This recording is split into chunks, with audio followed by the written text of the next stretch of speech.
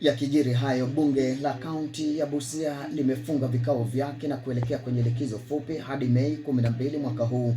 Mswada uliowasilishwa na naibu kiongozi wa wengi katika bunge la kaunti ya Busia James Ong'ole na kuungwa kikamilifu na wajumbe sasa ikiwapa siku 41 ya mapumziko. Spika wa bunge hilo Mhandisi Fred Odilo anasema muda huo utawapa kamati mbalimbali za bunge muda wa kukamilisha shughuli zao na pia nafasi nzuri ya kutangamana na wanawadi, huku akiwatakia wakilishi hao na Wakenya wote heri njema za msimu huu wa Pasaka.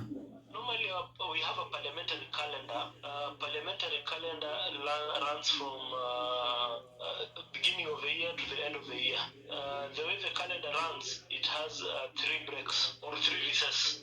Normally those recesses are normally during school holidays to allow also members of assembly to participate or indulge with the youth or families who have gone on holiday. So it's just a normal session. It's common in both Senate, Parliament, and all county assemblies. So all county assemblies by today, they are on recess until May 15th, May 12th. So it's a normal calendar. There's nothing, just like saying why is Easter between this and that time. It is a normal calendar that is there.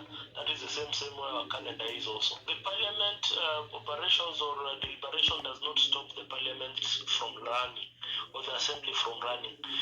The assembly running or executive committee running is running of the assembly programs are run by committees. The committees are still going to be on session. They are meeting throughout during the holiday.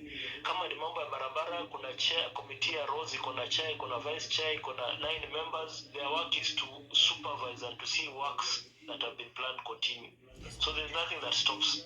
Mine is basically to request that wabunge wachukua wakati, let them sit down with their constituents, let them interact, let them understand the problems that the constituents are facing, and also let them involve them in decision making on what they think should be given priority in development. It's a short recess.